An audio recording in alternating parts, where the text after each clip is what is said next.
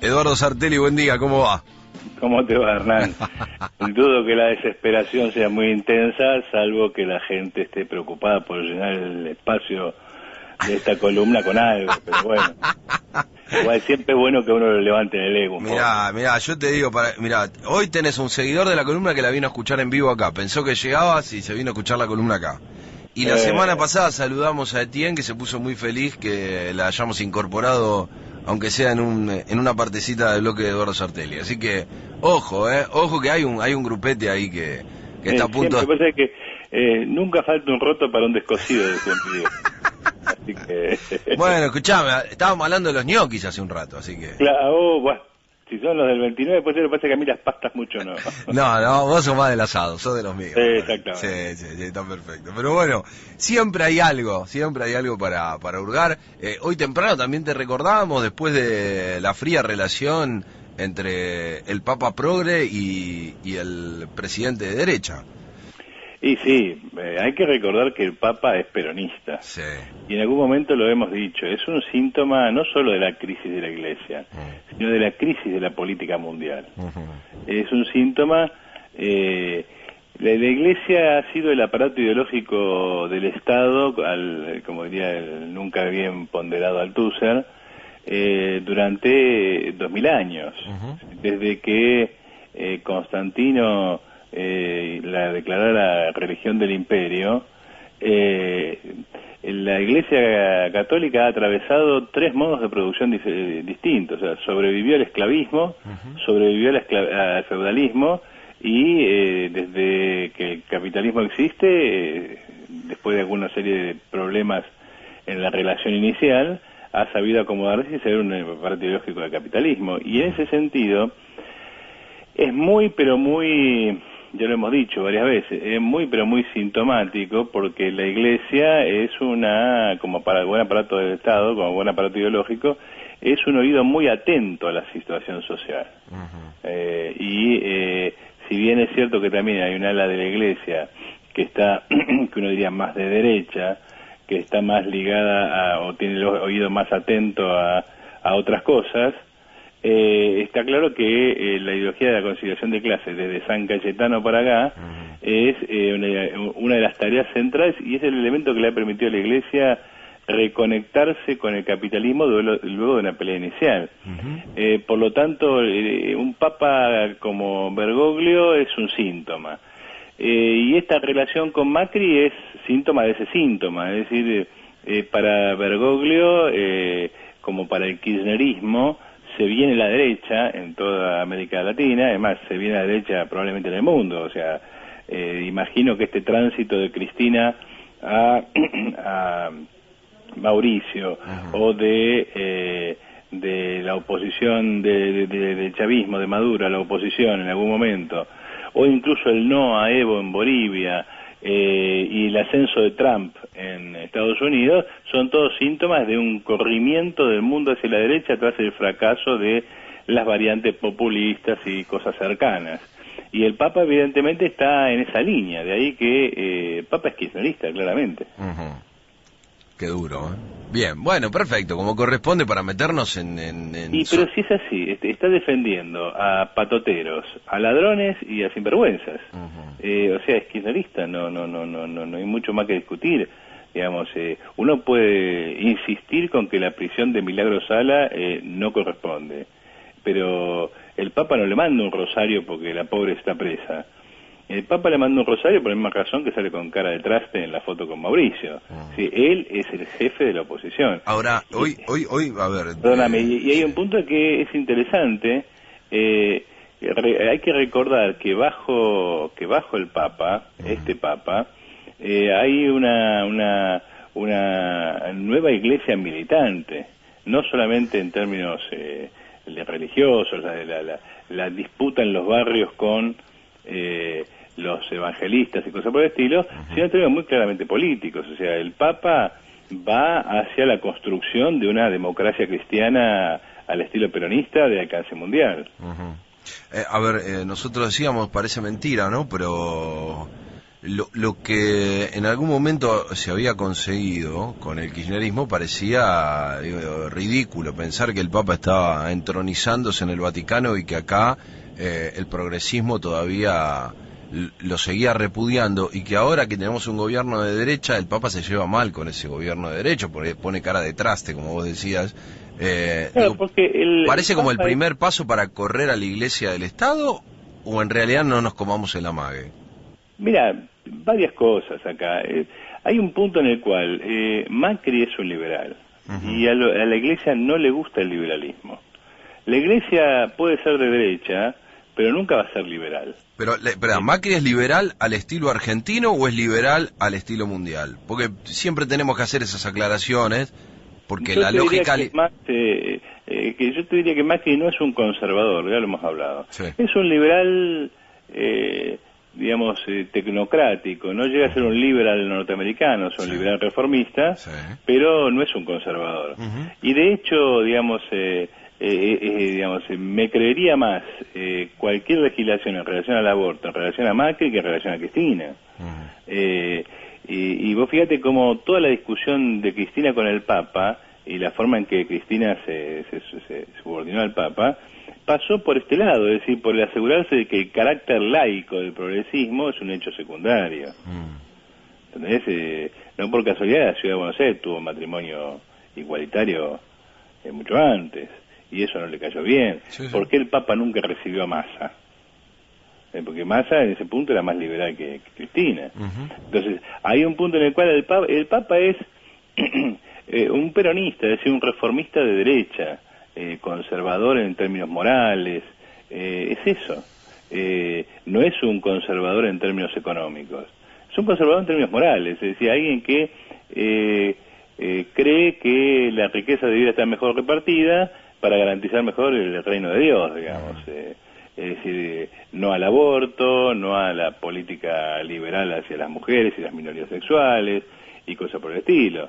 Aún así, este Papa también ha dado muestras de un poco de liberalismo en relación a la tradicional política de la Santa Sede, con este asunto de los divorciados y este asunto de los homosexuales y cosas por el estilo.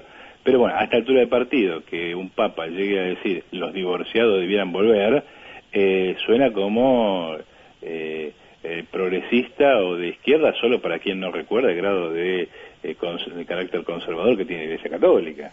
Pero este es un Papa peronista, y en ese sentido no encaja con Macri. No encaja bajo ninguna forma, aunque tiene figuras dentro del gobierno de Macri muy ligadas a la Santa Sede. Total. Pensemos que era el confesor de Michetti. Sí. No, por eso decimos que es extraño, porque hasta que Bergoglio se transformó en Francisco, los interlocutores más fuertes estaban en el PRO. Pero no solamente eso, hasta un par de semanas después de que se le había transformado en Francisco, todavía la primera línea fue la andanada contra el Papa. Hasta que ese peronismo religioso encubrió los errores del kirchnerismo progresista y les dijo, tenemos que estar a favor de Francisco. No nos comamos este amague, ¿no? Claro. El Papa siempre fue peronista, y es así, y solamente Elisa Carrió se confundió y pensó que el Papa era otra cosa, era un líder opositor al estilo de lo que ella quiere, es decir, una oposición gorila. Pero no es así, y el Papa lo ha dejado claro más de una vez. Por eso el Papa es un peligro político de alcance mundial, sobre todo para la izquierda, porque es una derecha conservadora reformista. Es decir, que es capaz de movilizar masas en sentido en el cual la izquierda puede perfectamente hacerlo. Necesitamos soluciones socialistas a la economía que viene, a la economía que vigente, digamos, la que viene, la que vive, la que es. Mira, en relación a eso, retomando lo de la columna pasada, yo di un ejemplo de cómo el socialismo es una sociedad avanzada, es una sociedad que requiere de un alto desarrollo técnico. El socialismo no es pobrismo, eso hay que sacárselo de la cabeza. Socialismo no es pobrismo, no es, como me dijo alguna vez una alumna en la Universidad de La Plata, gente lavando ropa en el río. No, El socialismo es una sociedad de tipo avanzada. De ahí que el socialismo tiene en la sociedad argentina una tarea muy importante, que es la tarea que la burguesía argentina no ha podido realizar, a saber, el desarrollo de las fuerzas productivas a gran escala. La Argentina es un país capitalista desarrollado, pero atrasado. Desarrollado como capitalismo, es decir, las relaciones sociales capitalistas en la Argentina dominan plenamente. Su estructura social es muy parecida a la de Estados Unidos, Inglaterra, etcétera, etcétera. Pero el grado de desarrollo de sus fuerzas productivas es mucho más atrasado. Y esto se conecta con el problema que estamos discutiendo estos días, que es el problema de la inflación. El problema de la inflación no se resuelve en la Argentina por la vía de una recesión, que es más o menos lo que llamaríamos la derecha económica está esperando que Macri provoque. Cuando Expert dice que echar 2,5 millones de tipos del Estado, lo que está diciendo es vamos a hacer una recesión brutal que corrija las variables, baje los salarios y relance la economía por un nuevo periodo. La inflación no se corrige por la vía de vamos a imponer una ley que va a controlar los precios, de estilo precios cuidados. Uno puede seguir toda la historia argentina y ver la evolución de todos los planes de control de precios. ¿Y con qué se va a encontrar? Se va a encontrar con una cosa muy sencilla, que cada vez que se implantó un proceso de control de precios, un sistema de control de precios, los precios subieron como nunca. Baste pensar en el pacto social de Perón en el 74, que fue el prolegómeno de la explosión inflacionaria que terminó en Rodrigazo. Y la pregunta entonces, ¿cuál es el fenómeno que está detrás de la inflación en la Argentina? El atraso permanente de la productividad del trabajo argentino, que hace que la Argentina siempre corra detrás al mercado mundial. Dicho de otra manera, la Argentina tiene un grave problema que su burguesía no puede resolver. Y ahí eso nos permite observar la apuesta macrista. La apuesta macrista es, nosotros nos portamos bien, abrimos las puertas al capital extranjero, al capital nacional, al capital en general, somos, digamos, capital friendly, por decirlo de una manera, y estimulamos desde el Estado la construcción de infraestructura. Eso es todo lo que tiene, no tiene mucho más. El problema es que eso no puede darle a la Argentina un salto de calidad en cuanto a su capacidad productiva. Dicho de otra manera, la Argentina por esa vía va a un nuevo ciclo de expansión de 7 o 10 años para una nueva crisis que se repiten permanentemente en la historia argentina y de las cuales hemos hablado mucho. ¿Cuál es la perspectiva de un socialista frente a eso? Lo primero que un socialista tiene que pensar es que ese esquema no encaja solo en la Argentina. Digamos, un esquema de incremento de fuerza productiva requiere un espacio mayor, un cuerpo más grande. Dicho de otra manera, obviamente ni el Mercosur ni el ALBA porque es un simple fracaso y no tenía otra base distinta de Mercosur, y el Mercosur porque es más de lo mismo del tipo de sociedad que no queremos continuar. Pero sí una estructura económica de alcance continental, en la cual el conjunto de las economías latinoamericanas alcance una productividad elevada por la vía de un incremento de la escala de la producción. Y eso solo puede ser por la vía de la construcción de un sistema estatal de carácter público, de grandes empresas que dominen ramas enteras. Dicho de otra manera, el primer paso a la solución de la productividad limitada de la Argentina es el incremento del monopolio estatal del conjunto de la economía. Obviamente eso no soluciona las cosas. El solo hecho de que en vez de 400 empresas haya una no soluciona las cosas. Eso presupone inversiones muy masivas y muy inteligentes en ciertas ramas en las cuales la economía argentina puede ser competitiva. A ver, la semana pasada hablaste del tema textil, por ejemplo. Claro. Generando una gran empresa textil. El punto es, en esa lógica y lo que estás diciendo... Perdóname, sí. No textil, confección. Son cosas distintas. Ajá. Textil es hacer telas. Exacto, eso sí. es está mecanizado y a gran escala desde los inicios de la revolución industrial, porque de hecho la revolución industrial empezó como la revolución de los procesos de trabajo en la fabricación de telas, desde la fabricación del hilo hasta el tejido. Sí. La confección es otra cosa. Correcto. La confección es tomar la tela y hacer ropa. Son procesos de trabajo muy atrasados y que requieren mucha mano de obra. Y como son atrasados y requieren mucha mano de obra, acá y en cualquier lugar del mundo, esos procesos de trabajo normalmente soportan salarios muy atrasados, o sea, salarios muy bajos. En el contexto de un proceso más amplio, del cual vamos a hablar más adelante, estamos tirando apenas grajeas como para ir viendo las cosas. Uno tiene que pensar que la Argentina, en ese proceso de construcción más amplio, tiene que encontrar algunas líneas que sean eficientes para su tamaño, para su capacidad de producción, etcétera, etcétera. El socialismo no puede despegarse de eso. La idea de que cambiamos, destruimos el Estado capitalista, construimos un Estado de trabajadores, etcétera, y eso resolvió las cosas como si no existiera un problema económico en sí, es un grave error. Es no prepararse para entender los problemas económicamente. Ahora, con esa empresa, con esa gran empresa monopólica estatal por rama, como vos decías, ¿eso destruye cualquier iniciativa privada para desarrollarse en ese aspecto? Bueno, ahí es interesante lo que vos estás planteando por el lado, más del lado de iniciativa que el de privada. Indudablemente sí.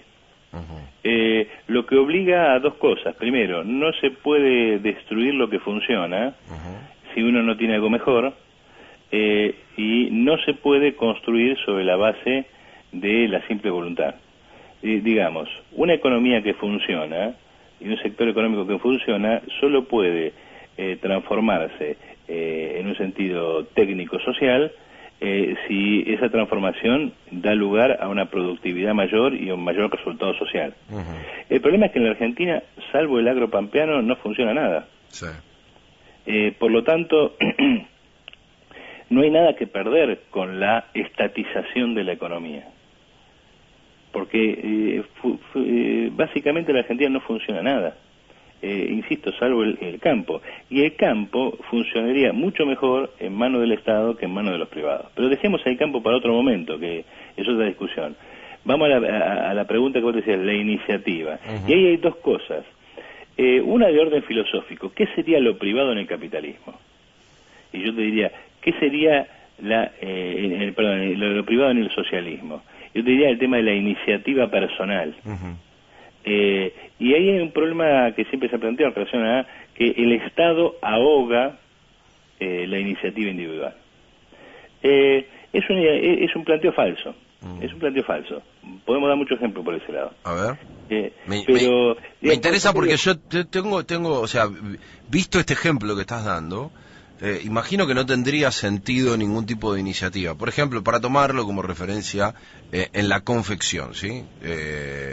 No tendría ninguna iniciativa desarrollar una empresa para confeccionar ropa de tal si vos tenés a una superempresa estatal monstruo que puede hacer lo que vos estás haciendo y destruirte de alguna manera. A ver, vamos por partes. Suponete que queremos pensar el tema de la iniciativa en relación al Estado. Yo te pregunto, ¿cuáles son las mejores universidades, las privadas o las estatales? Las estatales. Yo te pregunto, ¿qué cosa ha producido más innovación en la Argentina que el INTI, el INTA, el INVAP, etcétera, etcétera? Perfecto, pero pará. Yo te dije las estatales. Y estamos hablando de un Estado capitalista. Claro, por eso digo, pero están en ese estado capitalista hay todavía esa lógica de la innovación y de la intención de desarrollo individual que hace que alguien termine yendo a una universidad privada y se vincule con un sector que le pueden dar beneficios empresarios futuros. Te pregunto lo siguiente. Estamos en un estado capitalista, ¿no? Sí, en el estado socialista que vos querés, no sé cómo sería esa relación. Bueno, ahí vamos a imaginar ese punto. Dale. La idea filosófica es que solo los incentivos económicos producen iniciativa, lo cual es falso. Eso es verdad. Yo te pregunto, ¿dónde encontrás algo mejor en términos de medicina en la Argentina que la Fundación Favaloro? No tengo gran conocimiento, pero bueno, de las sensaciones que estamos hablando es un hecho, sí. Es un hecho de la realidad que la idea de que la iniciativa personal no depende del incentivo económico. Hay muchas otras fuentes de la iniciativa personal. Correcto. Y hay muchas formas de estimular la iniciativa personal que no es a través... Que no sea únicamente el negocio. Exactamente. Y de hecho, la iniciativa personal estimulada fuera del negocio no contiene la contradicción que contiene la iniciativa personal formulada en el campo del negocio. Porque en el campo del negocio lo que es el incentivo es el negocio, no el resultado social. Correcto. Por lo tanto, el capitalismo da todo el tiempo ejemplos de cómo el estímulo económico estimula muchas cosas de orden muy positivo, pero también que esas cosas van junto con y son inseparables de resultados políticos, económicos y sociales desastrosos. Por ejemplo, a nadie se le escapa que el capitalismo ha producido una realidad fantástica desde que se despegó del feudalismo y nos trajo hasta acá. Es decir, una sociedad que ha crecido fantásticamente. Sí, un desarrollo impresionante, del feudalismo para acá, digo, es el motor del mundo. Exactamente, y que hay un estímulo en la innovación tecnológica, ¿quién lo puede negar? Se habría que ser ciego. Basta recordar las 2 primeras páginas del Manifiesto Comunista para ver la apología que Marx hace de la capacidad fabulosa del capitalismo de revolucionar la ciencia y la técnica en forma permanente. Lo que nosotros buscamos es el estímulo a la iniciativa privada, mejor dicho, el estímulo a la iniciativa individual, que no es lo mismo que privado, por mecanismos no ligados al comercio, únicamente al comercio y a la relación económica. Porque precisamente cuando el médico produce por la satisfacción de curar, no entra en contradicción con la necesidad de vender. Cuando el arquitecto construye por la satisfacción de ver una necesidad resuelta, y resuelta de una manera positiva, de una manera bella, de una manera práctica, no entra en contradicción con la construcción privada. Es decir, no va a estar pensando en cómo le mezquino al cemento, aunque después algún día el balcón se venga abajo. Entonces, nosotros al construir una sociedad despegada de los intereses económicos materiales inmediatos, es decir, separada de la propiedad privada, distinta de la propiedad privada, construimos no solamente otro tipo de sociedad, sino otro tipo de ser humano. Y eso hay que animarse a pensarlo. Porque la utopía macrista de que nosotros vamos a ser otra cosa en el contexto de esta sociedad es eso, una utopía en el peor sentido de la expresión, no existe. Me sacaste de la boca el animarse a Marx, pero lo tenía ahí como para... Pero no solamente animarse a Marx, porque hay un punto en el cual incluso Marx no nos puede acompañar, que es la idea de cómo construimos una sociedad socialista, y Marx se negó a ese planteo. Ahora, entre otras cosas, también nosotros estamos en un momento de agotamiento de ese capitalismo, que no sé si lo estaba tiempo atrás. Bueno, hay esto de una discusión acerca de si uno puede hablar del agotamiento final o no del capitalismo. No sé si el agotamiento final, pero estamos ya en una situación, digamos, mucho más dramática que 100 años atrás. Estamos en una crisis, pero más interesante que pensar el problema del capitalismo en una crisis capitalista es pensarlo en una situación normal capitalista, cuando el capitalismo no está en crisis. Está bien, pero no tendríamos la oportunidad de insertar esta discusión si estuviese en un proceso positivo. Si estuviese en el hemiciclo positivo de las victorias capitalistas, sería mucho más difícil para nosotros la locura de que un lunes a las 11 de la mañana planteáramos utopías socialistas. Seguramente no, en eso tenés razón. Ahora, y así todo en un mundo capitalista del cual yo pensaba en un momento cuando vos decías por cada una de las ramas, y en algún momento tuvimos una discusión de lo que implica para los medios de comunicación esa iniciativa que estábamos hablando en pos del negocio, ¿no? En pos de una estructura que necesita comercializarse como la de los medios de comunicación. Mira, hay un libro muy lindo el último libro, creo que es el último, de Ernest Mandel, que se llama El poder y el dinero. Y es un esbozo, no de una utopía, sino de pensar los problemas de una sociedad no regida por la propiedad privada. Yo recomiendo a los lectores que lo lean, a los oyentes que lo lean, porque es muy interesante en ese aspecto. Muestra cómo, y esto lo vamos a ir desarrollando a medida que avancemos, Sí. Se pueden solucionar los problemas de una manera muy diferente. Obviamente, más de un oyente, incluso vos mismo lo mencionás, se asusta cuando hablamos de monopolio estatal. Y ahí lo primero que sale a la palestra es, pero ¿cómo? ¿El socialismo no es una sociedad sin Estado? Y ahí entramos en otra serie de problemas que vamos a hablar más adelante, acerca de la transición a. Lo importante es que empecemos a pensar que es posible vivir de otra manera. Por ejemplo, ¿por qué hay decenas de empresas de computación en Argentina? Decenas, centenares, miles de empresas de computación, ninguna de las cuales vale absolutamente nada. En cambio de una gran empresa estatal, centralizada, con alta eficiencia, bueno, con departamentos de investigación. Tal vez porque también lo que nos mostraron de la lógica estatal es una lógica paquidérmica complicada, manipulada por tipos que en realidad terminan haciendo su propio negocio de ese monstruo estatal. Bien, eso está claro, por dos razones. Primero, porque estamos hablando siempre de que nuestra experiencia es el Estado capitalista. Correcto, no, yo lo entiendo, pero digo, ¿por qué la palabra en sí nos genera? Y nos genera porque en realidad vemos lo que es el Estado de amigos, o sea. Sí, no solamente eso, sino que además en términos generales el Estado es siempre una maquinaria de opresión. El Estado es siempre alguien que te da órdenes. Igualmente, también está bueno para recorrer, porque mucha gente pierde de vista que cuando hablamos de los grandes empresarios argentinos, por lo general son grandes porque se beneficiaron con negocios del Estado argentino.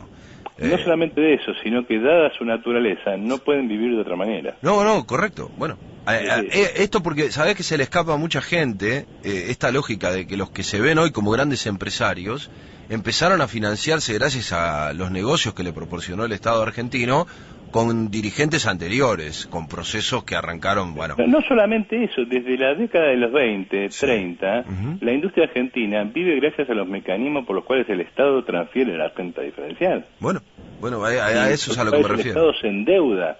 Es decir, desde hace por lo menos 60 o 70 años que la burguesía argentina ha cesado de construir un país y vive de parásito.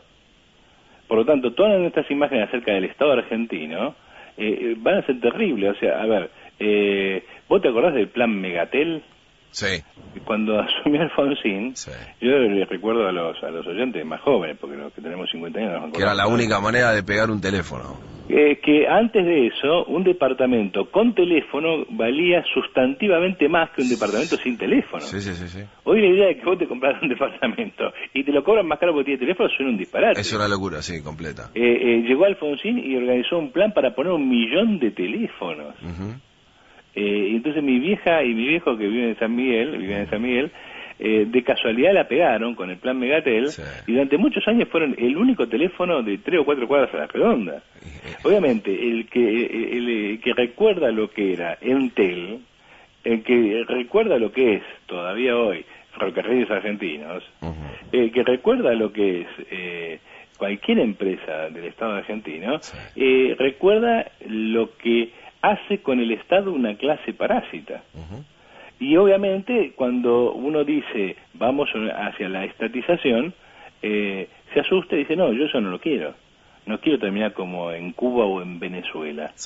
Pero precisamente esos no son los ejemplos. Señor, hay que animarse a pensar una economía gestionada de otra manera por otra clase social. Después, más adelante, vamos a volver sobre este asunto de por otra clase social. Esta cuestión me hace a mí que tengamos que cambiar el capítulo de Adiós a la Argentina por Animarse a Marx. Dale.